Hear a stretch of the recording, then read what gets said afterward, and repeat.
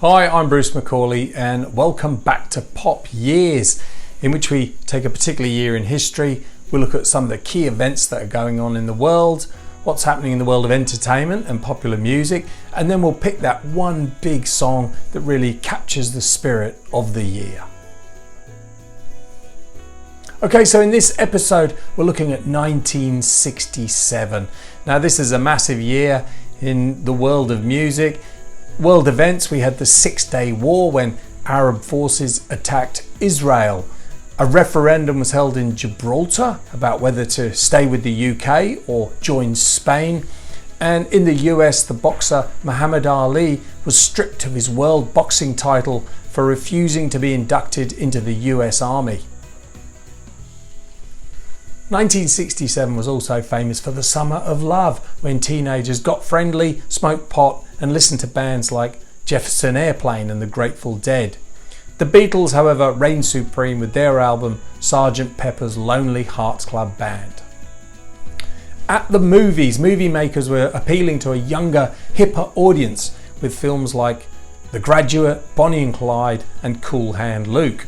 On TV, there was new series such as The Fugitive and The Monkees, and colour televisions generally were becoming much more popular as the price of them dropped.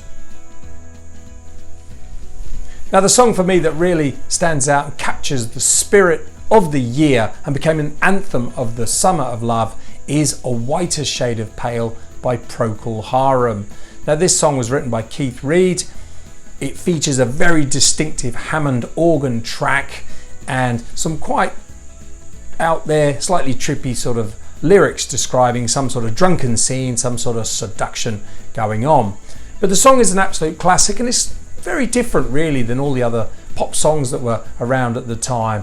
The lyrics refer to classical things such as The Miller's Tale by Chaucer and 16 Vestal Virgins, and it's quite, out there sort of imagery about the rooms humming and the ceiling spinning away and so on.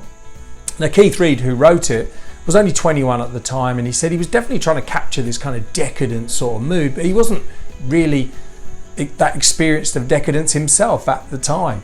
But he's really trying to capture that sort of spirit and atmosphere, and the song does that well.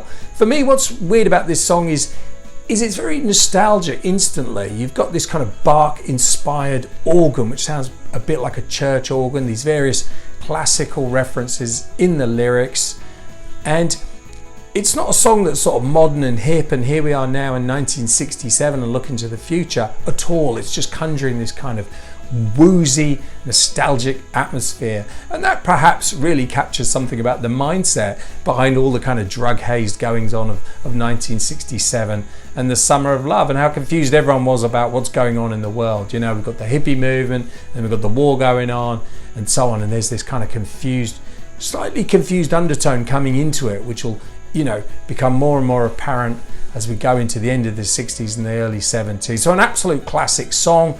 It went to number one and was there for 6 weeks from June the 8th, 1967, and it's known to have been covered over 1,000 times at least, by official cover version. So it's an absolute classic song with an amazing creation of atmosphere, particularly with the organ combining with the lyrics. So the opening bars, you're instantly transported off to some other place. So a classic song, A Whiter Shade of Pale, 1967.